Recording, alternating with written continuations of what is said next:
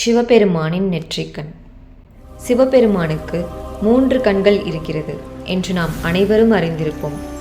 ஆனால் அந்த 3வது கண் எப்படி உருவானது தெரியுமா?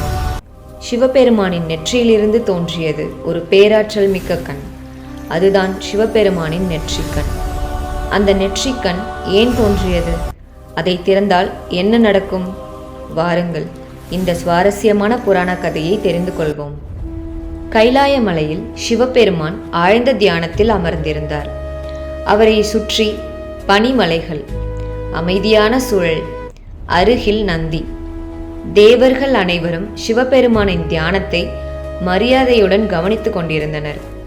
அந்த நேரத்தில் பார்வதி தேவி சிவபெருமானை சந்திக்க வந்தார். சிவபெருமான் தியானத்தில் இருப்பதை பார்த்த பார்வதி தேவி அவரிடம் விளையாட்டாக பேச நினைத்தார். அப்போது அவர் சிவபெருமானின் பின்னால் சென்று அவருடைய 2 கண்களையும் தன் கைகளால் மூடினார். அது ஒரு சிறிய விளையாட்டு மட்டுமே, ஆனால் அதன் விளைவு உலகையே மாற்றியது. சிவபெருமானின் கண்கள் மூடப்பட்ட அந்த நொடியில் உலகத்தில் இருந்த ஒளி மறையத் தொடங்கியது.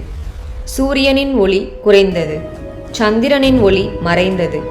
தேவர்கள் அதிர்ச்சி அடைந்தனர், மனிதர்கள் பயந்தனர், விலங்குகள் குழப்பமடைந்தன. முழு உலகமும் இருளில் மூழ்கியது. ஏனென்றால் சிவபெருமானின் 2 கண்களும் சூரியனையும் சந்திரனையும் குறிக்கின்றன என்று ஆன்மீக மரபு கூறுகிறது. உலக உயிர்கள் இருளில் தவித்து கொண்டிருந்த போது சிவபெருமானின் நெற்றியில் ஒரு அதிசயமான மாற்றம் ஏற்பட்டது. அவருடைய நெற்றியின் நடுவில் ஒரு சிறிய ஒளிப்புள்ளி தோன்றியது. அது மெதுவாக பெரிதாகியது. பின்னர் அக்னியைப் போல பிரகாசிக்கும் 3வது கண் தோன்றியது. அந்த கண்ணிலிருந்து வெளிப்பட்ட பேரொளி முழு உலகத்தையும் மீண்டும் ஒளியால் நிரப்பியது. அதுதான் சிவபெருமானின் நெற்றிக்கண். இது சாதாரண கண் அல்ல. 2 கண்கள் வெளிப்புற உலகத்தை பார்க்கின்றன. ஆனால் நெற்றிக்கண் என்பது ஞானத்தையும் உண்மையையும் காணும் கண் என்று ஆன்மீக மரபு விளக்குகிறது. அதனால்தான் சிவபெருமானின் நெற்றிக்கண் ஞானக்கண் என்றும் கருதப்படுகிறது.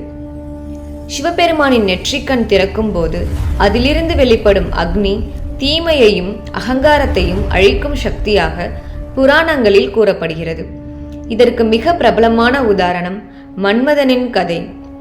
ஒருமுறை தேவர்கள் சிவபெருமானின் தவத்தை கலைக்க விரும்பினர். அதற்காக மன்மதன் சிவபெருமானின் மீது மலர் அம்பை எய்தினார். சிவபெருமான் தியானத்தில் இருந்து கண்களை திறந்தார்.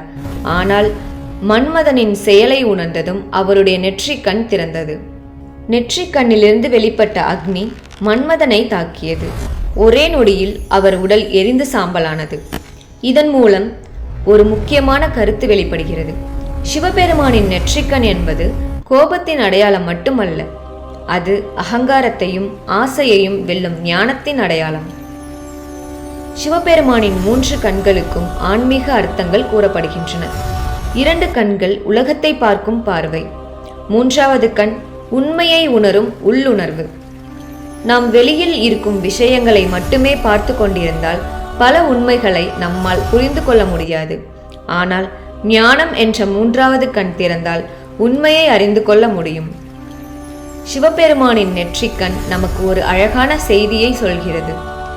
உலகத்தை பார்ப்பதற்கு 2 கண்கள் போதும். ஆனால் உன்னை நீ அறிந்து கொள்ள ஞானம் தேவை. கோபம், அகங்காரம், பொறாமை, அறியாமை இவற்றை அழிப்பதுதான் உண்மையான நெற்றிக்கண் திறப்பாகும். சிவபெருமானின் நெற்றிக்கண் தீமையை அழிக்கும் சக்தி மட்டுமல்ல, அது நம்முடைய அறியாமையை அழிக்கும் ஞானத்தின் அடையாளம். இந்த கதை உங்களுக்கு பிடித்திருந்தால் வீடியோவை லைக் செய்யுங்கள், உங்கள் நண்பர்களுடன் ஷேர் செய்யுங்கள். மேலும் இது போன்ற புராண கதைகளுக்கு சப்ஸ்கிரைப் செய்யுங்கள். ஓம் நம சிவாய.